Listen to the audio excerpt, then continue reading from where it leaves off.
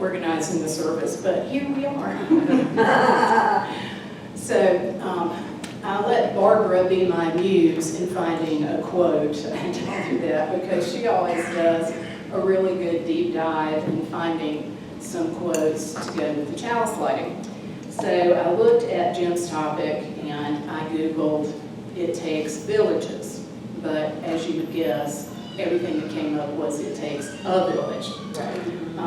But I did find a couple of things that I felt were apropos. One is, in times of profound and overwhelming social change like the present, extreme views hold out the appeal of simplicity. By ignoring the complexity of the forces that shape our personal and collective circumstances, they offer us scapegoats, yet they fail to provide a viable pathway from the Cold War to the global village. And that's from Hillary Rodham Clinton. And another that I found was, it takes a village to raise a child. This is true. But it also takes a village to be a human, to feel connected, to thrive. And that's from a blog called Beauty from Burnt Toast. And then two other synonyms for it takes a village that I really like were teamwork makes the dream work, and many hands make light work.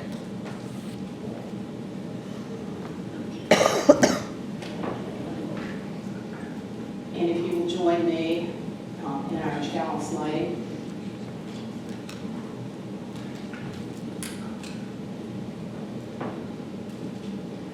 We light this chalice for the light of truth.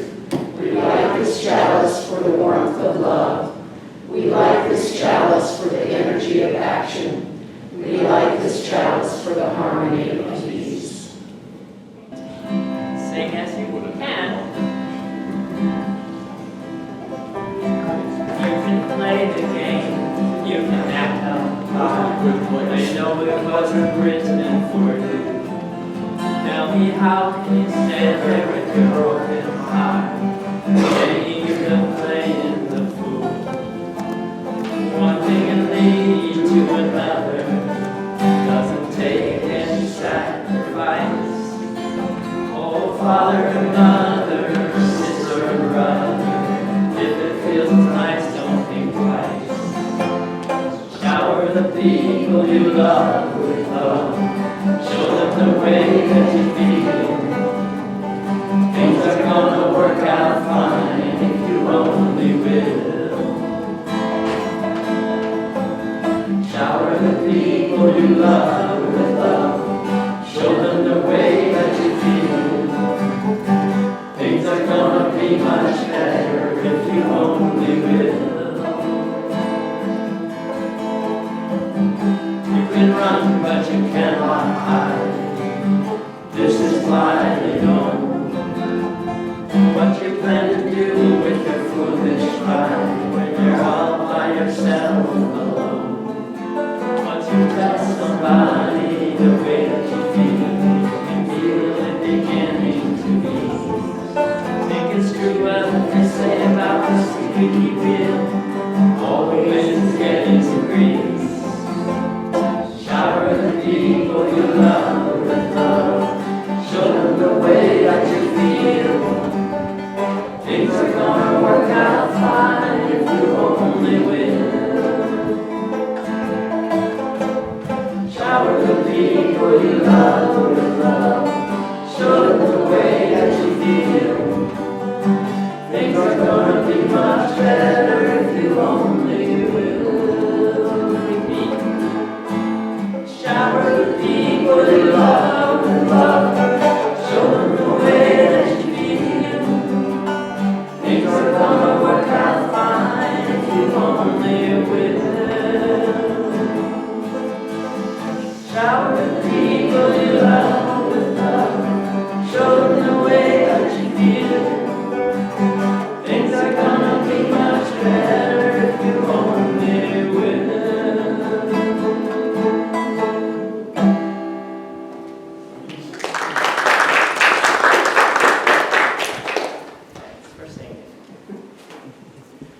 Please join me. To the Lord of the scholarship,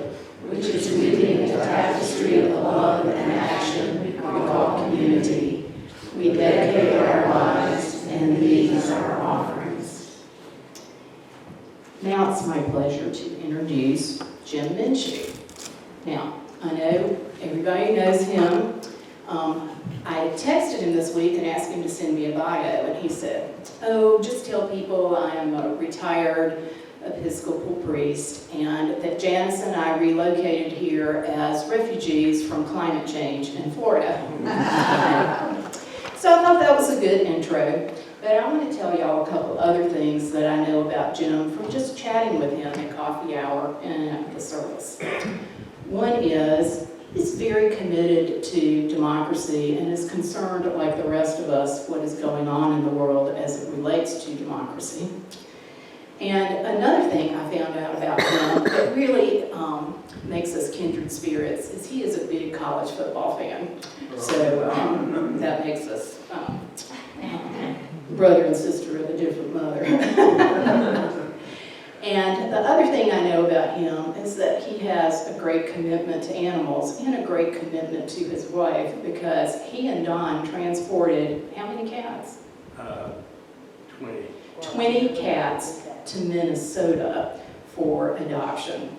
So that says a lot about him and his willingness to take care of those cats. And I know that that was probably at the urging of Janice. And it says a lot about Don that he decided to ride shotgun with him. So, Jim, I'm going to turn it over to you, and we thank you very much for filling in for Ernie today.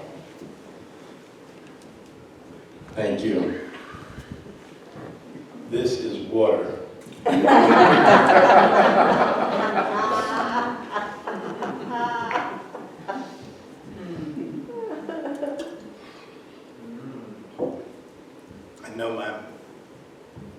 I know my mouth will get dry, so I better put some water up here. What I want to talk about today, well, I've been asked many times, what is an Episcopal priest doing in UU fellowship? And the short answer is because that's where the path led. The detailed answer is, how did that path get here? What happened? And I'm looking at it through the eyes of what groups, what villages, what communities influenced my path. And it was an interesting journey for me to go back and look at almost 82 years with all the various groups that really influenced me. Let's start with what I was born into. It's called the Southern Methodist Church. If you are not from the South, you probably don't know that the Southern Methodist Church is a denomination, distinctly unlike the United Methodist Church. It is very much like the Southern Baptist Church, except in the Baptist Church they dunk you when they baptize you, and the Methodist Church sprinkles you. And it was not a good experience. For maybe 14 years, I went to church, went to Sunday school, then I went to church, and then I came back in the afternoon for MYF, Methodist Youth Fellowship.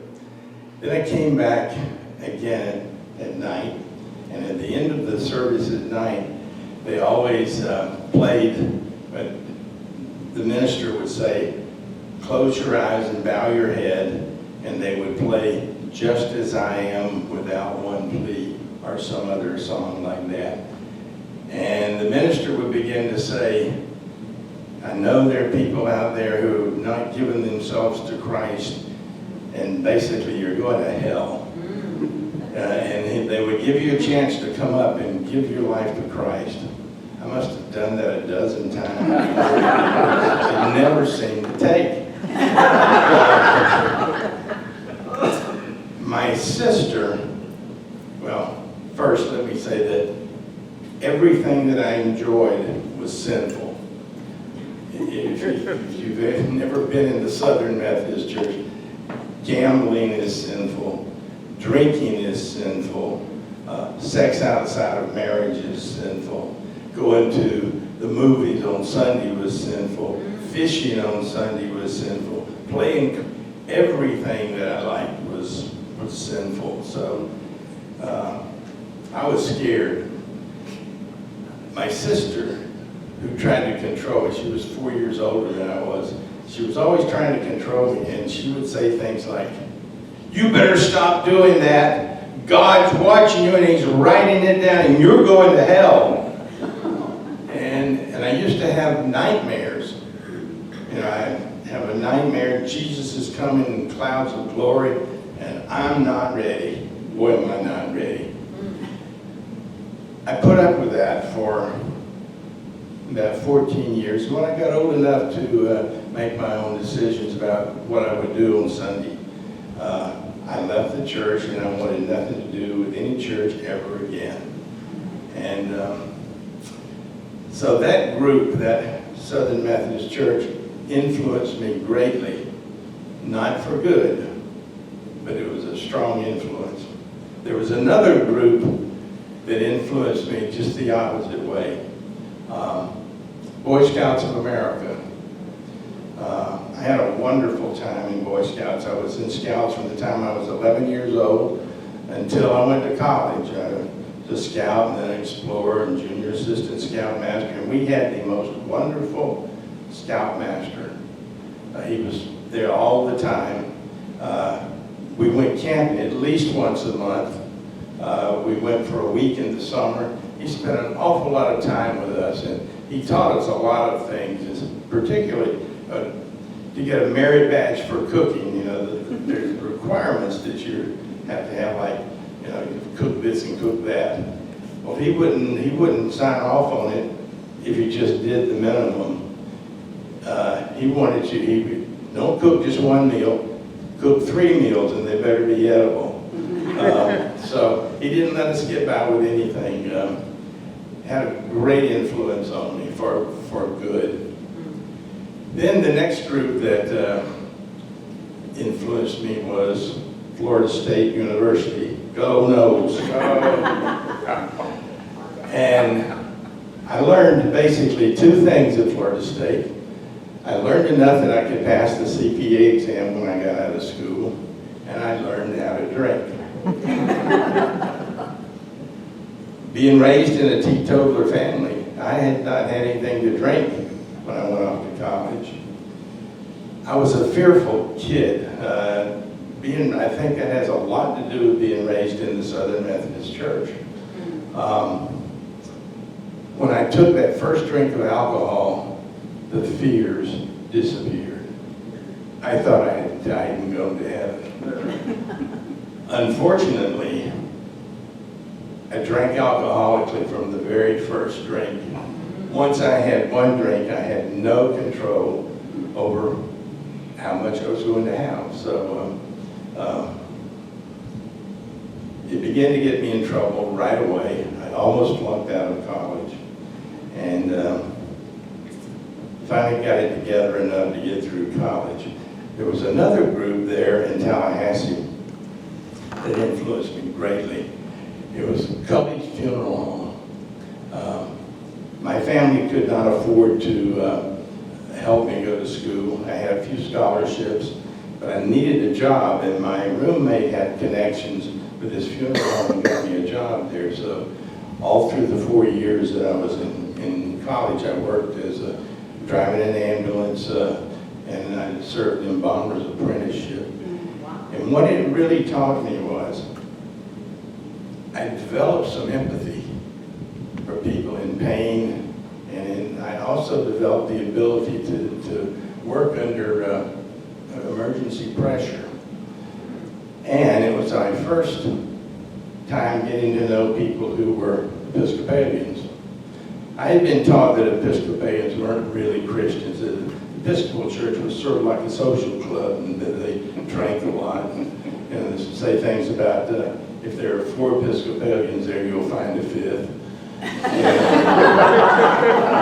They were also called Whiskey-palians.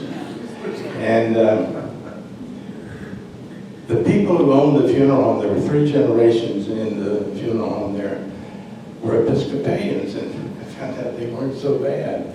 I also found out, I watched them deal with people in pain and sorrow, and they were so kind. I also saw them, well, give you one story. A woman came, her husband had just died, and she said, Joe had a $5,000 policy, I want to spend it all on his funeral. And the funeral director there said, now Mary, Joe wouldn't want you to spend all that money on a funeral. We have a perfectly beautiful service for $310. And talked himself out of $4,700. And these people were a great, well, I really admired them. And so then I graduated, and my next group, my next village was the United States Marine Corps. I went to work in Fort Lauderdale out of school, then I was about to get drafted. And a friend of mine in the Marine Corps urged me to join. He said, you know, you've got a college degree. Most of the people in the Marine Corps don't even have high school education. If you join the Marine Corps, you'll probably be able to get a decent job, maybe even stay out of Vietnam. This was in '66. I did that. I joined. They allowed you to join for 2 years because they were beginning to draft in the Marine Corps. And I hated that while I was through boot camp. But what he suggested turned out. I ended up with a cushy job in the 3rd Marine Air Wing in Southern California for the entire part of my career. So I didn't have to go to Vietnam, which I was eternally grateful for. I learned to drink in college. That's where I sort of got my undergraduate degree in drinking. In the Marine Corps, I did postgraduate work. Got a PhD. I mean, it was, so my life actually got worse. Got out of the Marine Corps, went to work at a CPA firm in Fort Lauderdale. And I'm going to tell you a story. It's like a snapshot of my life. You can deduce from this snapshot what my life was like. Had a friend who was also a client of mine who was very wealthy, and I needed some money. So I called him up and said, Don, not him. I said, Don, I need $15,000. This was 72. That was a reasonable amount of money. And I said, will you sign a note, co-sign a note at the bank for me? And he said, sure. And so we went down and met with the bank president at his bank, and here's how he introduced me. This is my friend Jim. He's also my CPA. He just got fired. He's out of jail on bail. He's going through a divorce. His girlfriend's pregnant. He needs $15,000. Fix him up and I'll co-sign. So that's the tip of the iceberg. A few weeks later, I went to the Broward County Courthouse on the 3rd floor and picked up the final decree, the divorce. Went down and met my girlfriend at the 1st floor, and we got a marriage license, and 3 days later we were married. She insisted, since we had a kid on the way, that we find a church. She wanted the child to be raised in the church. I did not want to go to any kind of church, but I thought maybe the Episcopal church might work. They do have a fifth. And something happened. I went to St. Benedict's Episcopal Church in Plantation, Florida. And I walked in. the place felt holy. Now, it was totally different from a Southern Methodist church. It had statues and candles, and it smelled incense, and their liturgy was totally different. But something happened.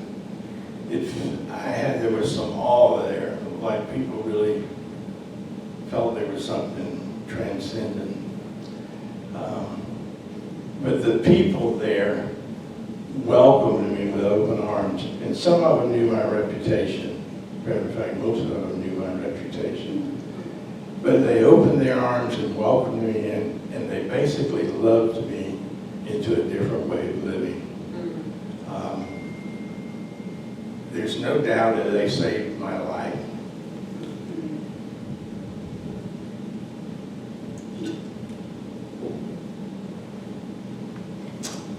Over the next 8 years or so, ended up with more kids, ended up with 4 daughters, and who were, by the way, the pride of my life. I got involved there, and I reached the point where I wanted to become an Episcopal priest.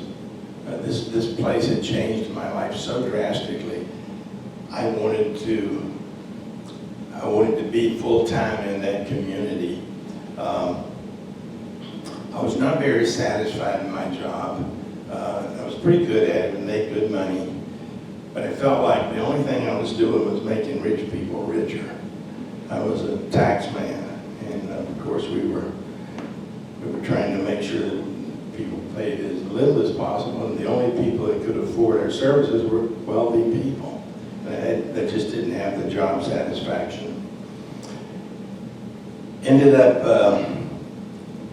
passing all of the psychological tests and stuff that the diocese makes you go through, and got an entrance to Swanee, which is the Episcopal Seminary at the University of the South. And I went to, packed up my family, 4 daughters, a wife, dog, and we headed for Tennessee. This community, this church, St. Benedict's Church, put together a scholarship fund, and over the 3 years while I was in seminary, they supported me to the tune of about $21,000. It was the most wonderful group of people I'd ever been in. When I got to seminary, on the first day of seminary, the orientation, there was a professor who was introduced, and he said, "My name is Bob, and I'm the reason we have V8 juice at cocktail parties." He said, "I'm a recovering alcoholic. If anybody ever needs to talk to me about that, my door is always open." He ended up getting me into a recovering community, and on November the 5th of this year, if I don't die before then and I don't pick up a drink, I would have been sober for 44 years. Congratulations. After seminary, ended up in a church in Miami for a couple of years, and then I got my own church in Port Salerno, Florida, St. Luke's Church. And what I found out in seminary was that they don't know anything about God. They know a lot of theories about God and a lot of what people have said about God, but as far as knowing anything about God, nobody does. We may have some connections, but as far as knowing anything, Ernie has talked about how he felt like a hypocrite every time he said the Nicene Creed when he was in the Methodist Church. I had that same sense. But the community was so strong that I was willing to put up with that. I also said that I would never preach anything that I didn't believe. So you didn't hear me preaching much about theology. what you heard me preaching was about loving each other and taking care of each other and welcoming the strangers. And we ended up with St. Luke's became very much like St. Benedict's. And I know there's some lives that were changed there, the same way my life was changed at St. Benedict's. So I was there for 23 years. And when I retired, one thing that somebody said at my retirement party, people were always asking me questions about God. And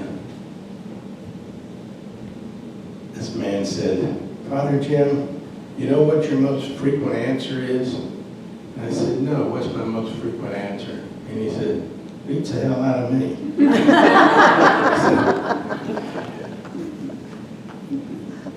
This place, I was inspired to try to basically recreate St. Benedict's. And I think we were able to have a strong community that welcomed people and loved people and were always there for people when they were hurting. The fact that I was in recovery from alcoholism was a real boon, because when I was in seminary, I was told that better than 50% of the problems that we confront as clergy will have at their roots alcohol or other drugs.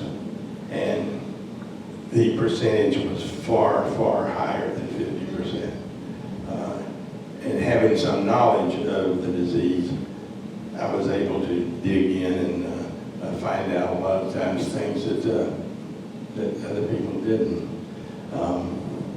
So I feel good about my career as an Episcopal priest, even though I was not a theologian and steered away from that.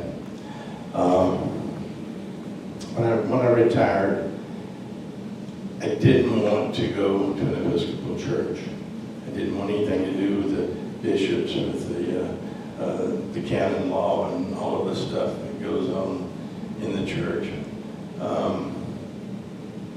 What I wanted was another community like St. Benedict's and St. Luke's. And that's what I found here. I really believe that this community is very much like those communities that inspired me. One of the things that I know we have to watch out for is we love each other, and when we get together, we haven't seen each other for a while. So we quickly get together and we start talking, and sometimes the newcomer is not welcomed because we're so busy seeing our friends. In a congregation, we have to be very intentional about making sure we spot the newcomers and that we welcome them in and incorporate them into the loving community in this village.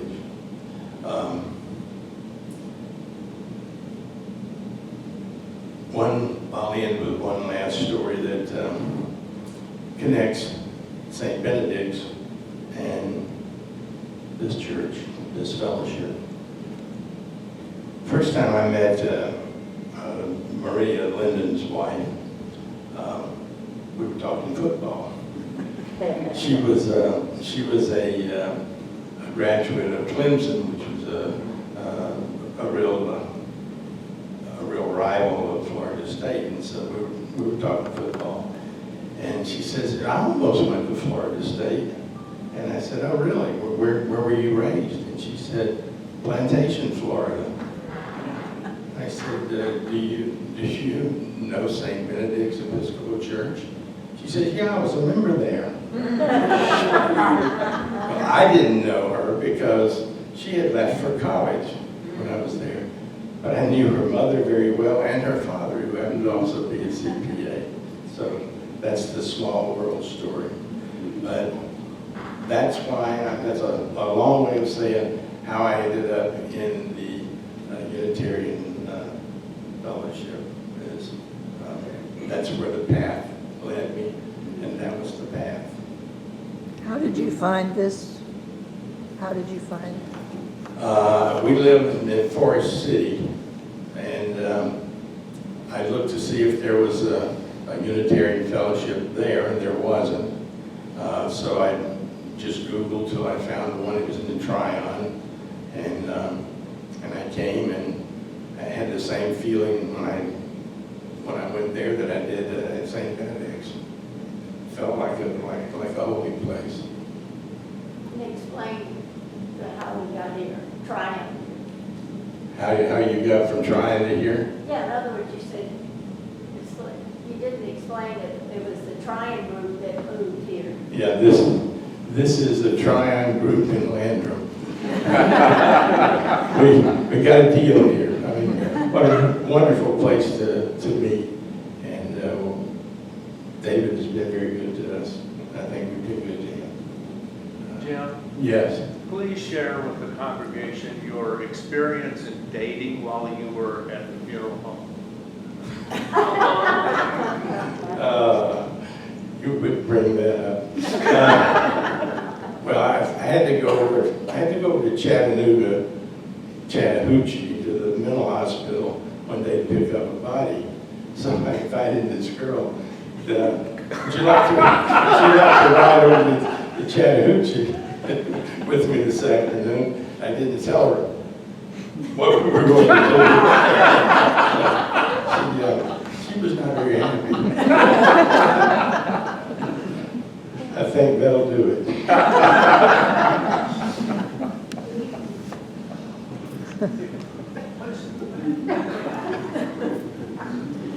Thank you so much, Jim. And what a great way to end. We are very blessed and very lucky to have such great people in our community. Jim, we had Derek a few weeks ago. I mean, it's wonderful that you're willing to share your stories with us and share your expertise with us. So we thank you very much for doing that. And the next thing that we will go into will be our closing music with the musical duo, and the words will be on the screen.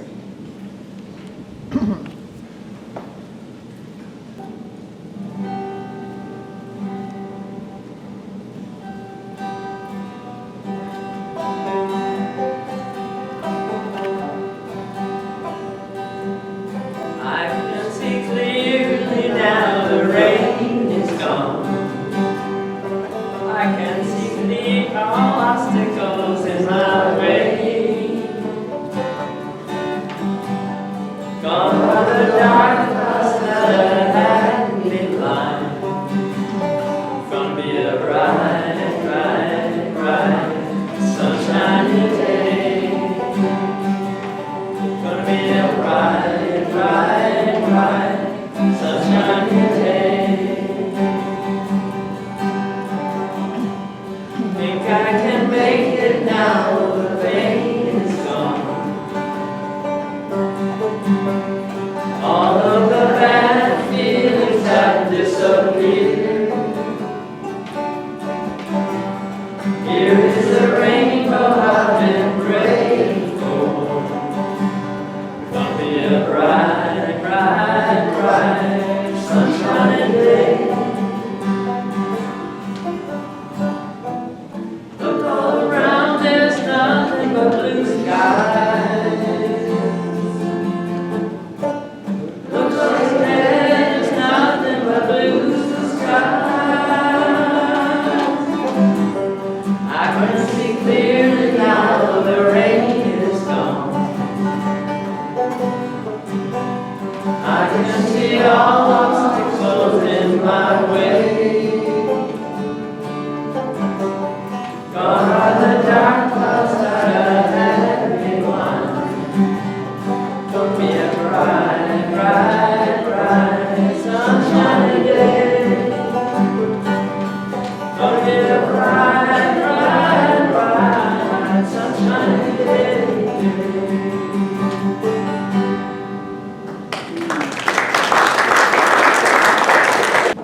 Do we have any final thoughts for today? I will say that coming here made me feel like I had found my nest. rather than my village, but same thought. Any other thoughts? Okay, we will extinguish our chalice.